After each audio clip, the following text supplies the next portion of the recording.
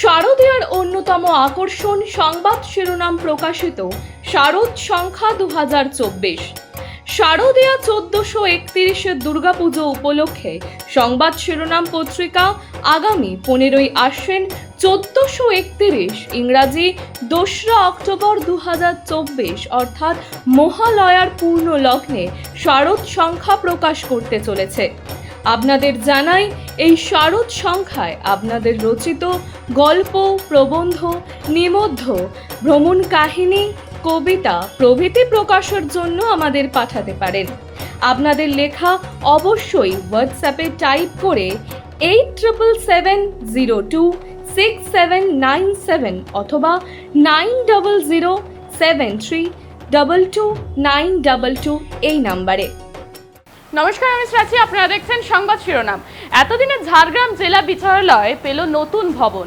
এতদিন ধরে স্টেশনের পাশে আদালতের বিভিন্ন বিভাগ ছড়িয়ে ছিটিয়ে ছিল, ফলে স্বাভাবিকভাবেই সমস্যায় পড়তে হতো বিচারপ্রার্থী সহ বিচারকদের।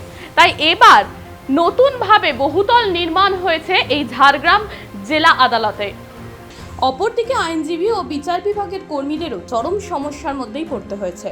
তবে এবার ঝাড়গ্রাম জেলা বিচারালয় পেয়েছে নতুন ভবন। এই নতুন ভবনে 18টি এজলাস বসার ব্যবস্থা হয়েছে। তবে জানা যাচ্ছে আপাতত 8টি এজলাস চালু করা হবে।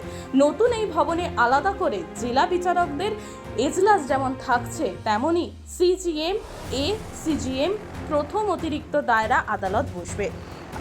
আইনজীবীদের জন্য 2টি পৃথক চেম্বার থাকছে। বহুতল এই ভবনে 7টি লিফট রয়েছে। বার অ্যাসোসিয়েশনের 2টি পৃথক ঘরও থাকছে। জিআরও সেকশন এই নতুন ভবনে চলে আসছে। শুধু বিচারক, আইনজীবী, কর্মীদের জন্য সব ব্যবস্থা নয়, এই নতুন ভবনে বিচারপ্রার্থী, সাক্ষী এবং বিভিন্ন কাজে আসা মানুষদের জন্যই দরুন ব্যবস্থা করা হচ্ছে। সাক্ষী এবং সাক্ষাৎ প্রার্থীদের জন্য আলাদা আলাদা বসার ঘর, ঝাঁ চকচকে ক্যান্টিনের ব্যবস্থা করা হয়েছে। পুরো ভবনের প্রায় 150টি ঘর রয়েছে বলেই জানানো হয়েছে ঝাড়গ্রাম প্রশাসনের পক্ষ থেকে। ঝাড়গ্রাম জেলা বিচারালয়ের নতুন এই ভবন হওয়ায় খুশি আইনজীবী মহল থেকে সাধারণ বিচারপ্রার্থী সকলে। মানুষের পাশে, মানুষের সাথে আমরা আছি এই বাংলাতে। আপনারা দেখছেন সংবাদ শিরোনাম। দেখলেন তো অনেক কিছু, এবার দেখুন নতুন কিছু।